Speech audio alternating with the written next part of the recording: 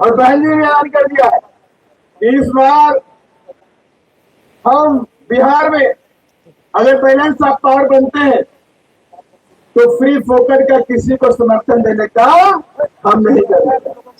हम सत्ता में शामिल होंगे और सत्ता में शामिल होकर के अपने बहुजन समाज के लिए हित के लिए काम करेंगे। ये काम हमारे बहन जी ने 6 तारीख को ऐलान कर दिया। भभुआ में जो महारैली हुई, उत्तर प्रदेश के बाद दूसरी महारैली कहाँ हुई? भभुआ के अंदर एयरपोर्ट ग्राउंड के अंदर, जहां लाखों की संख्या में 1 लाख से नहीं 2-2 लाख के ऊपर लोगों का आंकलन है। वहां की मीडिया बोली है कि 2 लाख के ऊपर वहां पे आए हुए। ये छोटी मोटी बात नहीं थी, ये नई क्रांति की शुरुआत हो गई बिहार के अंदर।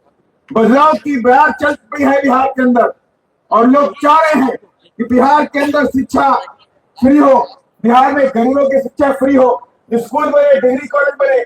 लोग ये चाह रहे हैं कि जो 3.5 करोड़ लोग बिहार के दूसरी जगहों पे जाके मजदूरी करते 2 वक्त की रोटी कमाने के लिए, उनको बाहर जाना पड़े, वो अपने परिवार के साथ में रह करके यही 2 वक्त की रोटी कमा ले।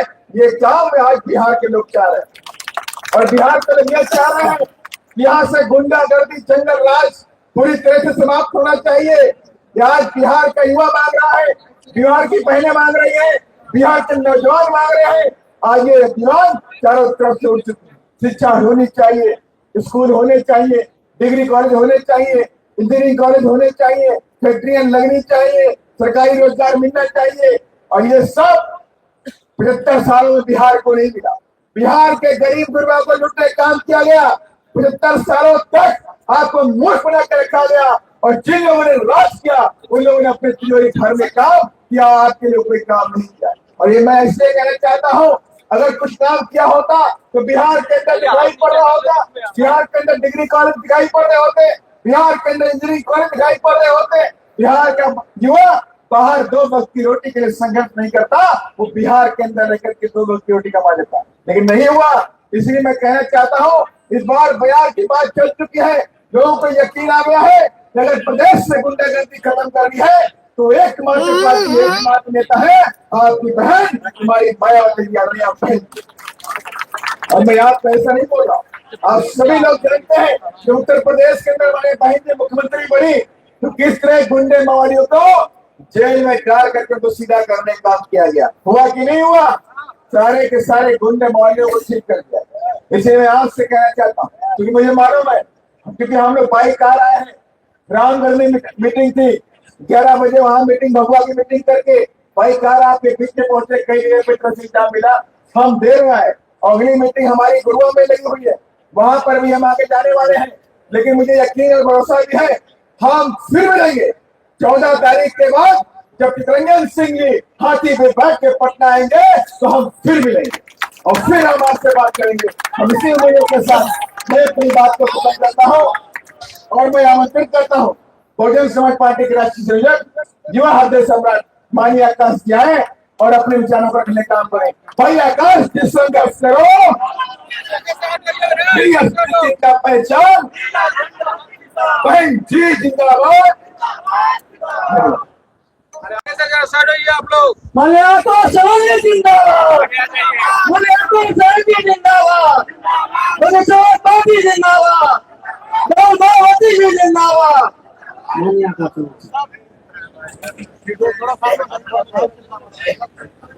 भाई भाई आगे से पीछे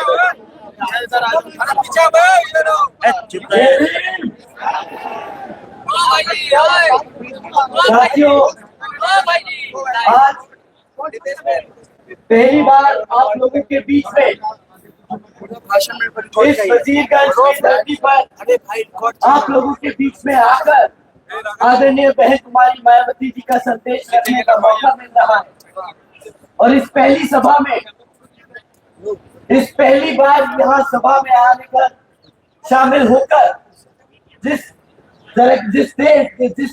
संख्या में यहाँ पर हमारे बड़े बुजुर्ग, हमारी माताएं बहनें, मेरे सभी युवा साथी भाई, आप सब जो इतनी बड़ी संख्या में आदरणीय बहन कुमारी मायावती जी का संदेश सुनने आए, तो उसके लिए मैं आप सभी का तहे दिल से आभार प्रकट करता हूं। साथियों, वैसे तो आप लोगों को विदित है कि इस समय यहाँ पर आपके बिहार प्रदेश में विधानसभा के आम चुनाव हो रहे हैं, जिसमें हमारी पार्टी ने भी अपने उम्मीदवार चुनाव के मैदान में उतारे हैं, जिन्हें जिताने के लिए आप लोग दिन रात मेहनत कर रहे हैं। और इसके लिए मैं भी आप लोगों से अपील करने के लिए यहाँ आज आया हूँ। और इस संबंध में कुछ जरूरी बातें आप लोगों के बीच में रखने से पहले मैं हमारे देश में समय समय पर जन्मे दलित, आदिवासी एवं अन्य पिछड़े वर्गों में जन्मे हमारे महान संतों, गुरुओं व महापुरुषों में भी खासकर महात्मा ज्योतिबा फूले, छत्रपति शाहू जी महाराज, श्री नारायण गुरु, बाबा साहब डॉक्टर भीमराव अंबेडकर जी एवं मान्यवर साहब श्री काशीराम जी को पूरे दिल से नमन व अपनी श्रद्धा अर्पित करता हूं।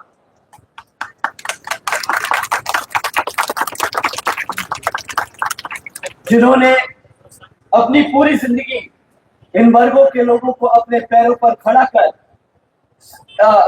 खड़ा करने के लिए समर्पित की है, जिनके बताए हुए रास्ते पर चलकर अब आदरणीय बहन जी के नाम से लोकप्रिय आदरणीय बहन कुमारी मायावती जी का भी मैं पूरा आदर सम्मान करता हूं। जिन्होंने अनेकों कष्ट झेलकर अपनी पूरी जिंदगी इनके अधूरे रहे कारवां को मंजिल तक पहुंचाने के लिए समर्पित की है, जिनके मार्गदर्शन एवं दिशा निर्देशन में मैं अब ये यहाँ बिहार प्रदेश में हो रहे विधानसभा आम चुनाव के संबंध में ये कहना चाहूंगा कि हमारी पार्टी यहाँ विधानसभा आम चुनाव अकेले अपने बलबूते पर लड़ रही है, जिसमें आप लोगों को अपनी पार्टी को बेहतर रिजल्ट लाकर जरूर जिताना है।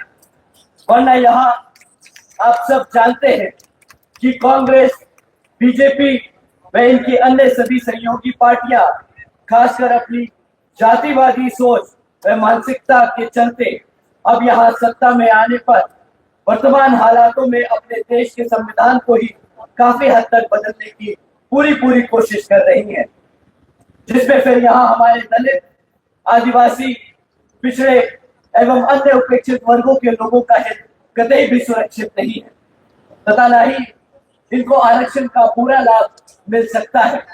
और फिर ये लोग पुण्य यहाँ गुलाम बेलाचार बन सकते हैं, जिससे बाहर निकालने के लिए हमारे बाबा साहब डॉक्टर भीमराव अंबेडकर जी ने अपनी पूरी जिंदगी लगा दी। इसे भी खास ध्यान में रखकर आप लोगों को यहाँ चुनाव लड़ना और जीतना बहुत जरूरी है। इसके साथ साथ इन पार्टियों की संकीर्ण व पूंजीवादी सोच एवं सिद्धांत आदि होने के कारण यहाँ सब समाज में से हमारे गरीब व मुस्लिम एवं अन्य धार्मिक अल्पसंख्यक समाज के लोगों की आर्थिक स्थिति भी अभी काफी हद तक खराब हो चुकी है। साथ ही इनकी गलत नीतियों के कारण यहाँ सब समाज में से हमारे सभी गरीब, मजदूर, किसान, व्यापारी एवं अन्य मेहनतकश लोग भी अपनी खुशहाल जिंदगी बसर नहीं कर पा रहे। देश में पिछले कुछ वर्षों से गरीबी, बेरोजगारी व महंगाई आदि भी काफी हद तक बढ़ चुकी है, जिससे आम जनता काफी परेशान है।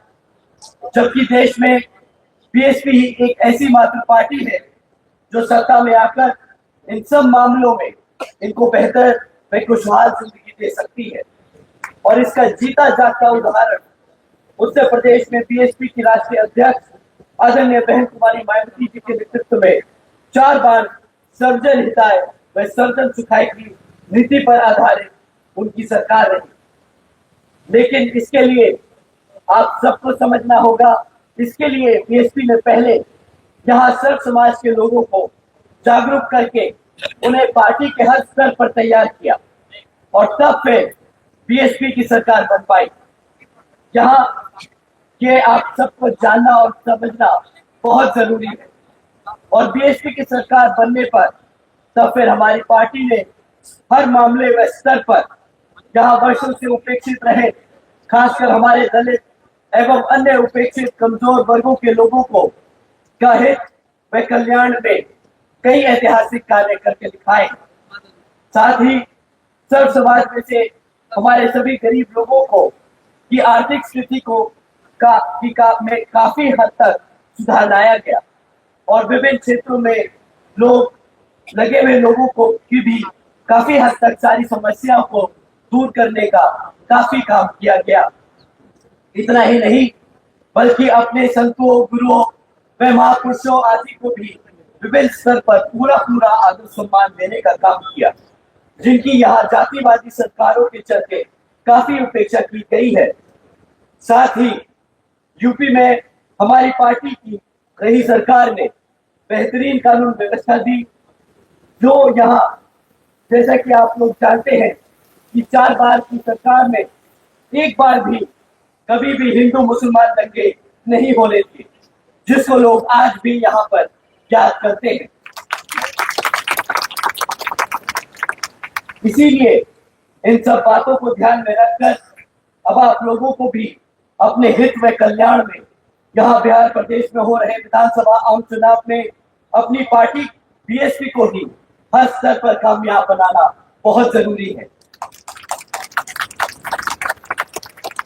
जिसके लिए आप लोगों को वोट पड़ने व वोट की गिनती होने तक भी विरोधी पार्टियों की सभी साम दाम दंड भेद आदि हथकंडों से जरूर सावधान रहना होगा।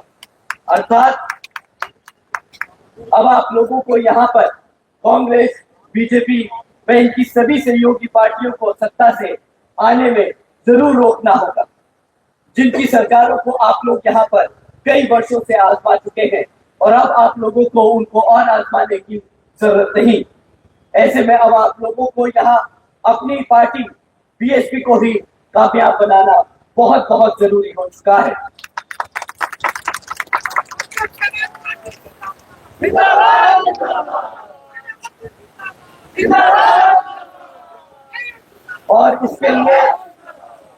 और इसके लिए अब आप लोगों को जहां वोटिंग वाले दिन ईवीएम में अपनी पार्टी के हाथी चुनाव चिन्ह के सामने वाले बटन को दबाकर अपने उम्मीदवार और चिंटू भैया जी को जरूर जिताकर पटना विधानसभा भेजने का काम करना होगा। साथियों,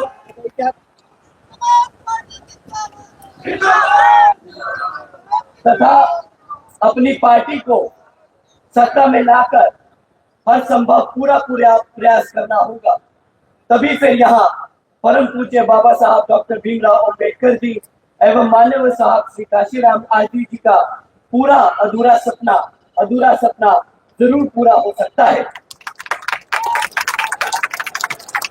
इसी खास अपील के साथ व उम्मीद के साथ मैं आप सभी का धन्यवाद करता हूं और आप सभी का एक बार फिर से आप सभी से अपील करता हूं कि आप अपने चिंटू भैया जी को हजारों और लाखों की संख्या में वोट डालकर यहाँ पर विजय बनाकर पटना भेजने का काम करेंगे। अपनी इसी अपील के साथ अपनी बात और इसके साथ साथ यहाँ पर गया कि सारी विधानसभा में आप सभी के जितने भी रिश्तेदार हैं वहां पर आप फोन कर उनसे बात कर हाथी के सामने वाले चिन्ह को बटन दबाकर अपने सभी प्रत्याशी को जिताकर विधानसभा भेजने का काम करें। इसी अपील के साथ मैं अपनी बात यही समाप्त करता हूं। जय भीम, जय भारत।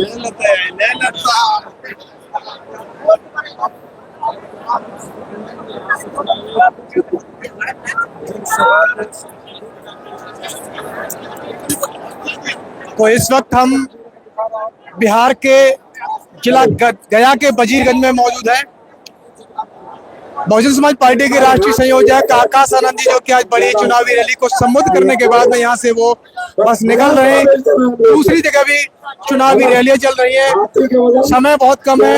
आज चुनाव प्रचार प्रसार थम जाएगा और कल का दिन छोड़ के परसों यानी 11 नवंबर दूसरे चरण का चुनाव होना बाकी है। सभी जो प्रत्याशी हैं उनकी किस्मत का पिटारा पेटी में बंद हो जाएगा। इसके बाद में 14 नवंबर को रिजल्ट आने वाला है। इसके पक्ष में कितने प्रत्याशी, किसकी सरकार बनने वाली है, इस पर ये 4 तारीख को ही पता चलेगा। तो आप देख सकते हैं मेरी कवरेज जो है आप लोगों तक हम समय के माध्यम से पहुंचाने की कोशिश कर रहे हैं।